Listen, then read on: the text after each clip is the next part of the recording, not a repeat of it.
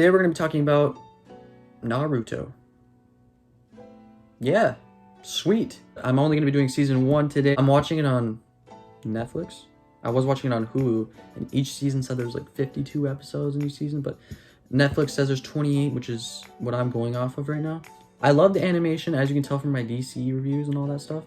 I love animation. I love how they do fight scenes in these type of shows and these movies and stuff.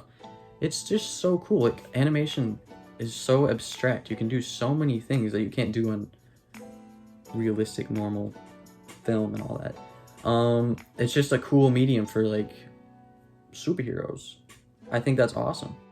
All right, in the season, we get to know our characters, our main cast, including Naruto, Sasuke, Sakura, and Kakashi. I'd say those four are like they have the most screen time, basically. And yeah, and like every first season, you get to know your characters, and that's what it's for. It's build up, it's character development, and they did a really good job with this. Honestly, like, you understood their motives and stuff. Naruto, he wants to prove to all these different ninja and all these different levels of ninja that even he can do something like that. He's got what it takes to become even greater than they thought he could.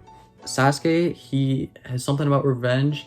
I think it's on his brother or something with like something that happened. Kakashi is basically their teacher. And then you got Sakura.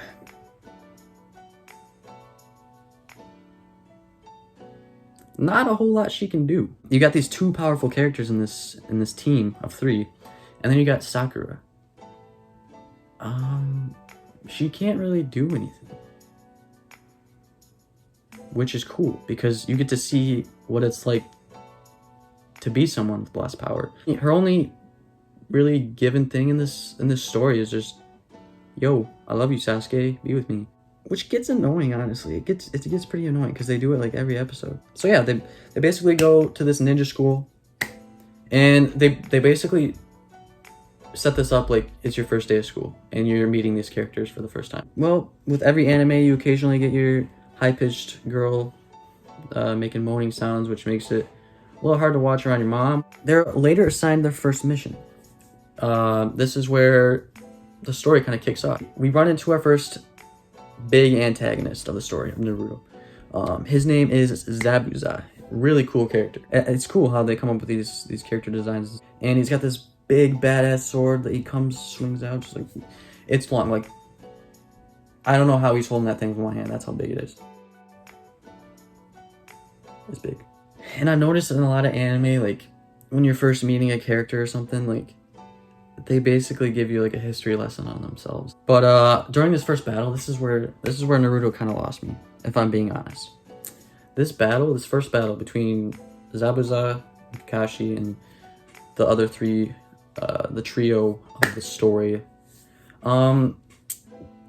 it takes long. It's a long battle. Like, I can't remember. Like, it took like 5 episodes for something to actually happen. I feel like if a show makes you do that, they kind of lose their audience at some point. But I had so many people recommending it, I was like, I'll push myself to watch through these. I was tempted to just look up a recap video, but I was like, I want to experience Naruto with its entirety and all that. So I watched them. And I eventually got to a point where they actually make it to the bridge. But this is like the second fight scene. And this is where things got kind of interesting for me. Because I knew something was bound to happen. I knew that they weren't going to make me watch another fight and have someone supposedly die but not die. The fight is long. This fight is long too, but you know something's going to happen, so you got to keep watching. That's what it gets you. Haku dies by trying to save Zabuza, and Zabuza pretends he doesn't care, but obviously he cares, which is a cool character developing moment. We actually see him cry, which is such a cool thing, honestly. Like, seeing like a big stoic character just have just a single tear roll down his eye is just something incredible to do in a story. And this is when it gets to like my favorite part. Gato comes back with a whole gang of people with swords and all this stuff, and then Zabuza is no use to them now. He got his arms like totally taken out. He uses his mouth to hold a knife and like literally just mows through all this whole mob of people. And then he gets to Gato, and then like, oh, this moment's so cool. And Zabuza eventually gets to a point where he falls, and then Zabuza dies. He's got his sword in the grave, and it's just a good moment. I think this whole mission was to set up the reality that, hey, Naruto, hey, Sasuke, hey, Sakura, this whole ninja stuff, it's not a game. Like, people actually die because of this stuff. And I think that's kind of what they were getting at. That's kind of why the first fight was like, hey, no one's gonna die in this fight, but who knows, maybe the next one someone's gonna die and you're not gonna know how you're gonna feel. And that left Naruto feeling this feeling deep down inside. He's like, did he deserve to die? Did he need that? Did this have to happen? And those are cool, like, hidden themes throughout this show. And then there's this thing called the Chunin exams. This is where it also caught my attention. Basically a bunch of ninja just come together from all around the world or whatever.